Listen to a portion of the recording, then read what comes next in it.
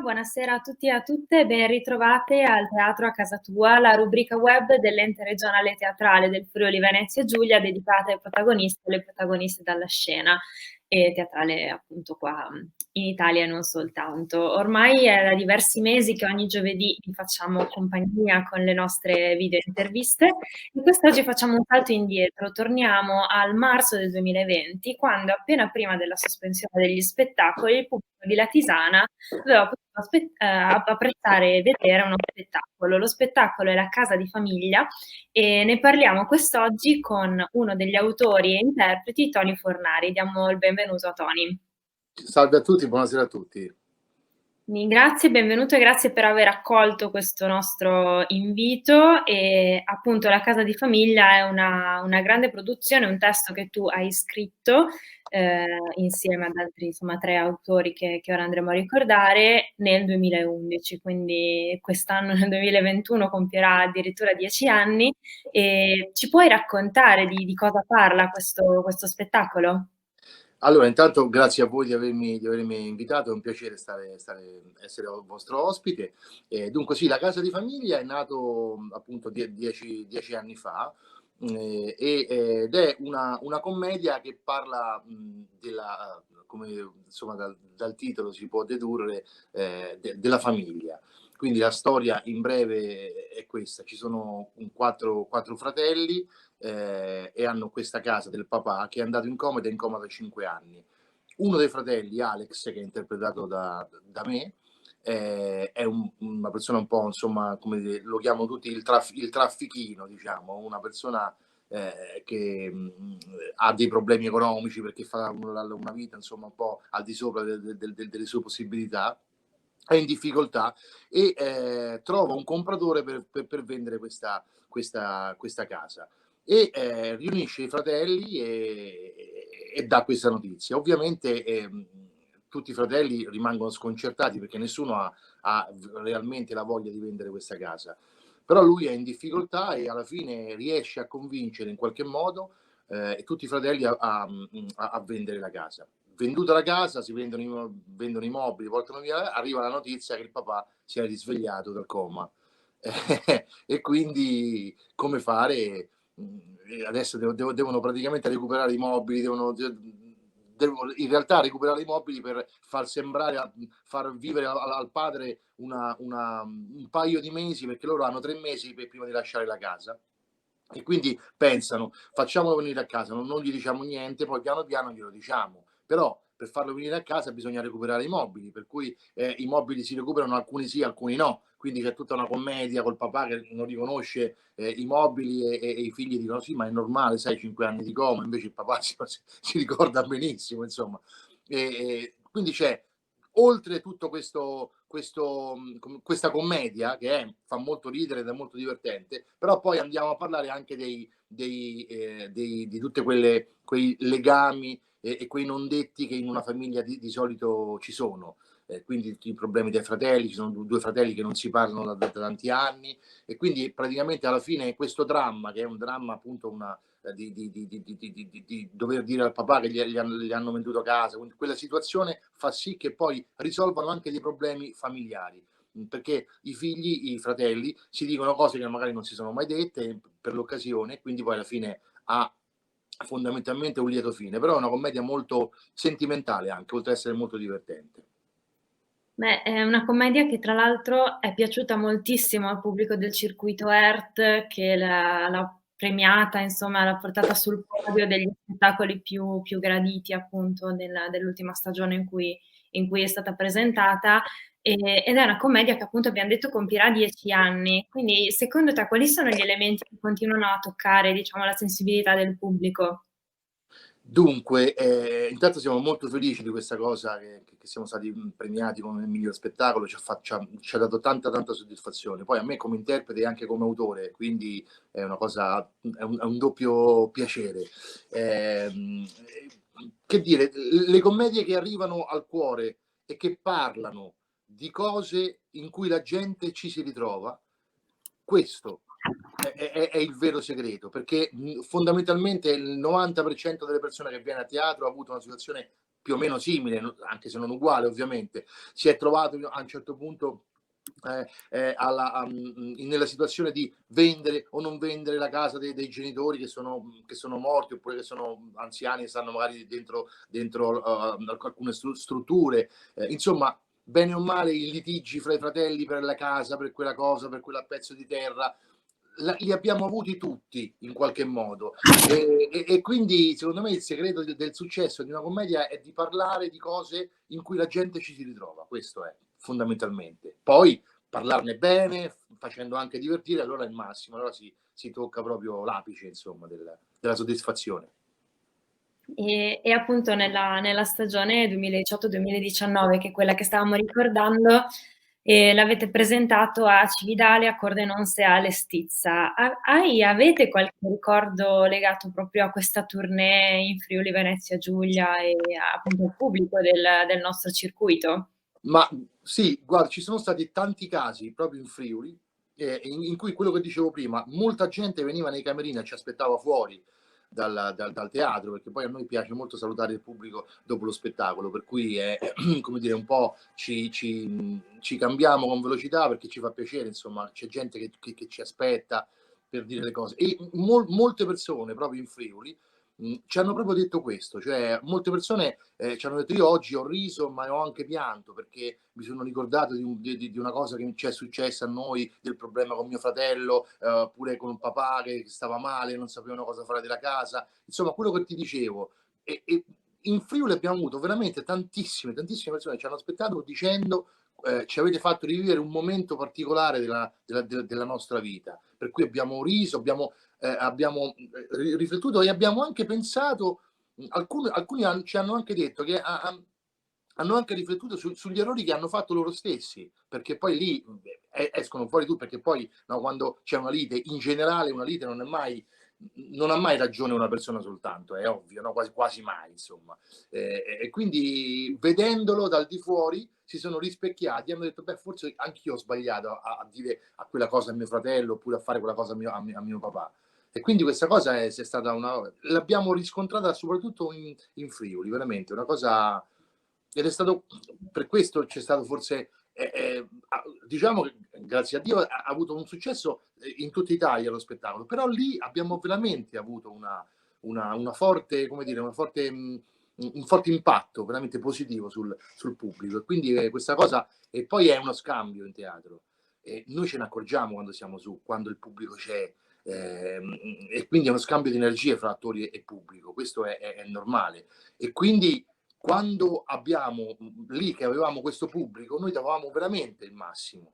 E quindi insomma, è una cosa È molto un bella. circolo virtuoso che si innesca appunto quando si percepisce che dall'altra parte c'è qualcuno che sente quello che state Esattamente. raccontando, che sente la vostra storia. Sì, in Esattamente. effetti appunto il fatto che siete riusciti comunque a salire sul podio degli spettacoli più graditi con 3 sole date, insomma, è significativo del fatto quante queste date siano Sì. state diciamo di forte impatto, cioè proprio uno spettacolo che il pubblico di questi luoghi insomma si ricorda. E ricordiamo anche un po' quello che è successo alla Tisana appunto ai primi di marzo dell'anno scorso, sempre con questo spettacolo e sempre un po' in Friuli, che quindi vi segna in un certo senso. Sì, sì, noi abbiamo praticamente siamo partiti, abbiamo fatto 650 chilometri, abbiamo fatto la data alla Tisana e già si respirava, cioè non era un clima particolare, infatti ci hanno detto che non c'era il teatro pieno, cioè nonostante fosse pieno, diciamo, come prenotazioni, come biglietti venduti, eccetera, quella sera era un po' poco più della metà, quindi già si respirava una paura, una cosa che sarebbe successa di lì a poco. È stata una sensazione molto, molto brutta, perché poi in realtà lì per lì non è stato tanto brutta, perché noi pensavamo ad un blocco di una settimana, vabbè, salta una settimana, spostiamo le date, no, abbiamo fatto anche con voi, con la nostra organizzatrice Barbara Trosta, con voi avete fatto veramente i salti mortali per cercare di spostare questa cosa qui. Invece alla chiusura del sipario il presidente dell'ERC era lì presente e ci ha detto: ragazzi, mi dispiace, ma da domani è chiuso tutto. E quindi è stata una cosa veramente, sembrava un film, sembrava, perché adesso per noi adesso è diventato normale, insomma normale, ma comunque sia, insomma ci siamo abituati all'idea, ma, pensare che da un giorno all'altro, non ti permettono di fare il tuo mestiere, è una cosa veramente veramente brutta. Cioè da un giorno all'altro no, i teatri sono chiusi, non si può più, quando riaprono non si sa. Ed adesso è quasi un anno che siamo così. Quindi è una cosa, è successa veramente una cosa molto, molto, molto, molto brutta. Ovviamente una cosa molto brutta è successa a livello, perché insomma voglio dire, sono molte persone, molte sono state male, stanno male, continuano a stare male, quindi questa è la cosa, per carità, principale. Però questo, come dire, non lo so, è successa una cosa che noi, a cui noi non, ovviamente, per fortuna non eravamo abituati, cioè a qualcuno che ti dice no, da domani tu non puoi lavorare, non hai possibilità di lavorare perché sono chiusi i teatri dove tu lavori. E quindi è una cosa spiazzante, insomma. Noi siamo rimasti un po', ci guardavamo con la compagnia e abbiamo detto come da domani a casa? Ma noi avevamo oltre le date in Friuli, poi avevamo altre date, insomma, avevamo tipo 40 date. Quindi sono saltate 40 date, così ci guardavamo e dire ma com'è possibile? Quindi è stata una cosa molto, molto. E anche lì c'era questo clima, il pubblico che c'era anche lì alla Tisana era, era di meno, però c'erano veramente, e ci hanno fatto un applauso grandissimo alla fine, proprio anche perché poi appunto è intervenuto il presidente parlando di questo problema, e quindi c'è stato anche un applauso di solidarietà nei nostri confronti, e quindi è stato un momento toccante, diciamo.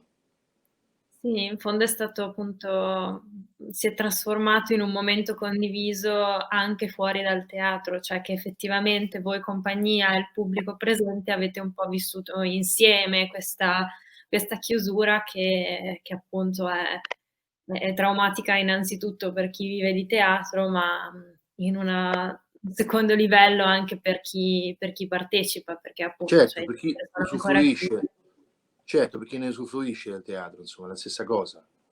Infatti appunto la casa di famiglia aveva altre 4 date in Friuli, le ricordiamo perché magari gli abbonati ci stanno ascoltando e sono Certo, interessati a certo. sapere che cosa è successo di questo spettacolo, e appunto le date erano e saranno a Gemona, a Sacile, a Zoppola e a Palmanova, e insomma continuiamo a riprogrammarle sperando di poterlo appunto riportare in tournée.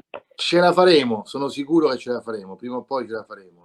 Noi ci siamo, noi siamo pronti. Quando ci danno il via possiamo partire da un giorno all'altro, quindi siamo veramente pronti lì sullo starter, pronti a partire perché non ce la facciamo più. Ci stiamo recitando addosso, come si dice.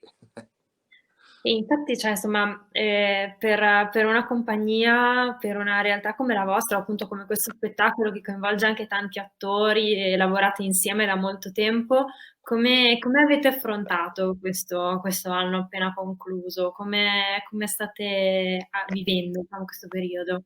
Beh, intanto siamo molto solidali fra di noi, ovviamente. E poi ognuno sta cercando di fare, io per fortuna, insomma, fra l'insegnamento delle scuole, quando appunto ti, ti permette, perché poi con Zoom, almeno l'insegnamento è stato un po' un'ancora di salvezza, e soprattutto è stata un'ancora di salvezza il fatto che dopo il primo lockdown è stato possibile girare dei film di cinema, di fiction, quindi io ho fatto insomma, chi ha potuto ha fatto qualche posa in un film, in un fiction, e quindi economicamente ci siamo un po' mantenuti. Però ci sono tante persone che hanno avuto veramente difficoltà, perché non è facile, se un attore lavora in teatro sempre, e quindi è un attore teatrale che ha le sue stagioni teatrali, non viene considerato per il cinema, per le fiction, perché anche lì c'è un giro, quindi o sei nel giro oppure non è difficile entrarci. Quindi da un momento all'altro molti attori teatrali si sono rimasti veramente senza, con problemi di pagare l'affitto, problemi veramente di vivere, insomma. Anche chi per esempio scriveva, gli autori, se non si fanno spettacoli non c'è la SIAE, per cui non c'è il sostentamento per chi vive di questo mestiere, anche scrivendo, per esempio, no? Io oltre all'attore, la regia, la scrittura, quindi un insieme di cose che mi davano modo di vivere normalmente, la vita normale, insomma, di vivere bene. Improvvisamente ho perso tutto, perché la SIAE no, non c'è, perché se non si fanno gli spettacoli non viene pagata la SIAE, quindi non vieni pagato tu. L'attore se non lo fai non ti pagano, la regia se non lo fai non ti pagano.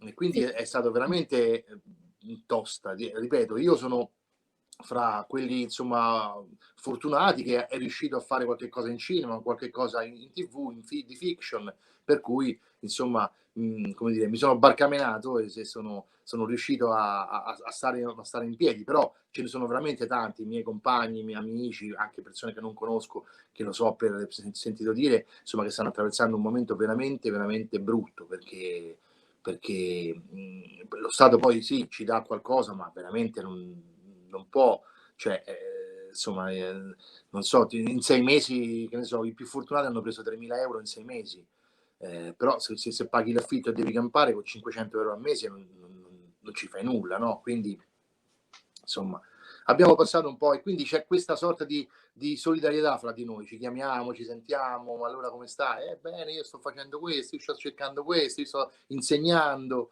e poi continuamente c'è questo ottimismo, diciamo, come dire, ma dai, ce la facciamo, ce la dobbiamo fare, dobbiamo stringere i denti, perché poi tanto si arriverà ad una fine, adesso ecco, con i vaccini non sarà immediato, però insomma si spera che insomma che per la primavera, estate le cose vadano meglio, ecco, che si possano.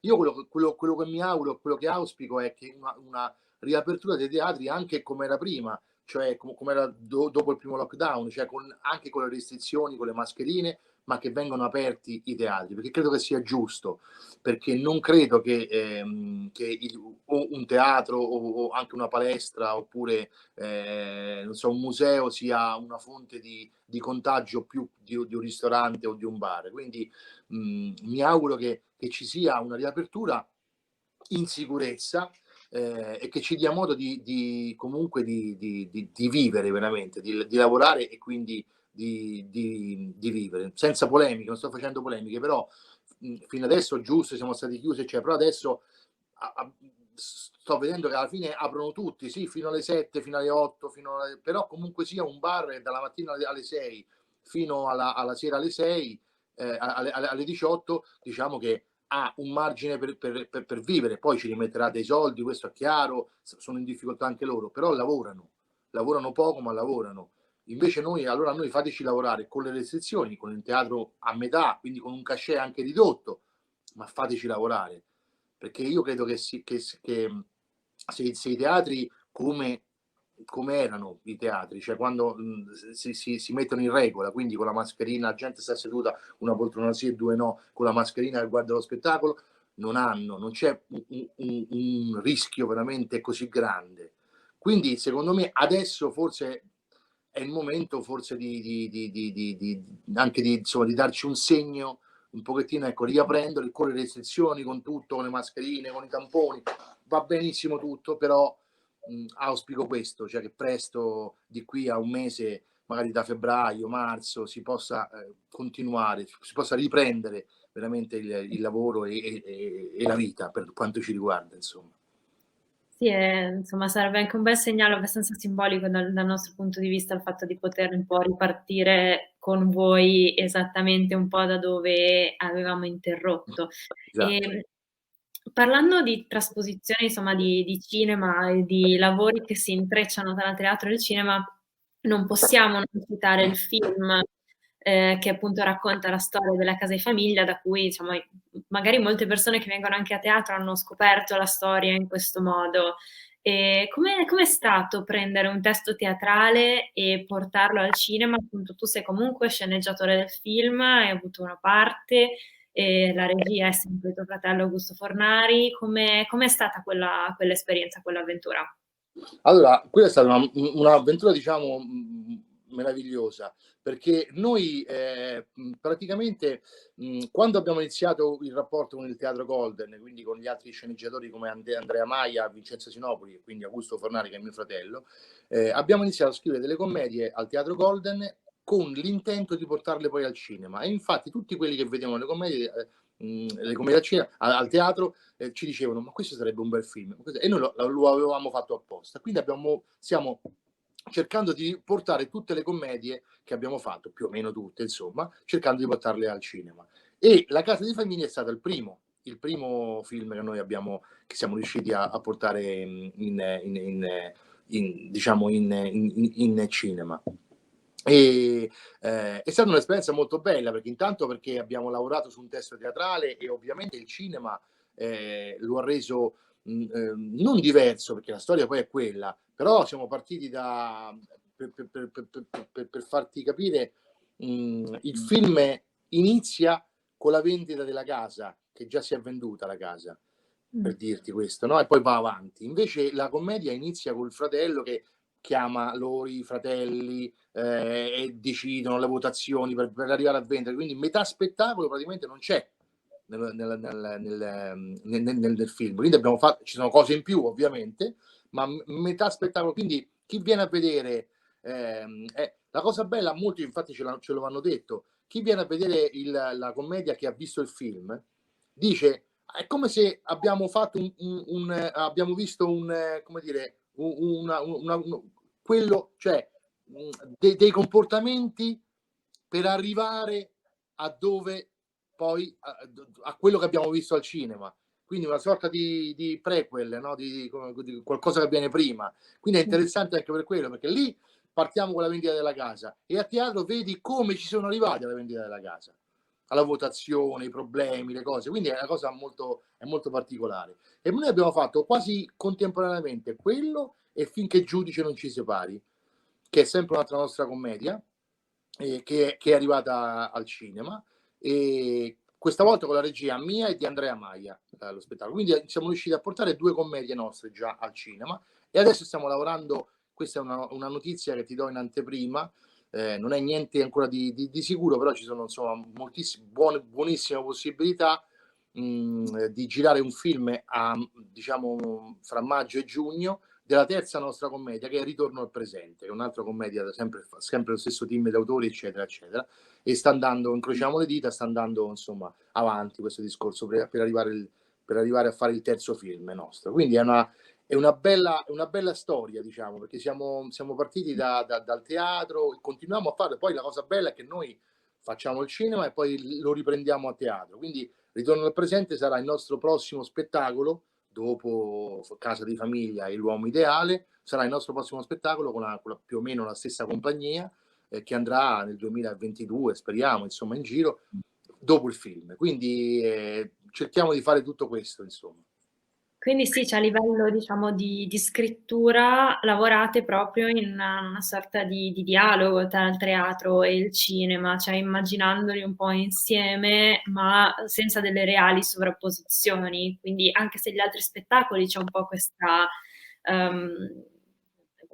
rapporto che poi si instaura per il pubblico, che può seguire sia lo spettacolo che il film e in un certo senso approfondire e conoscere meglio i personaggi, ecco.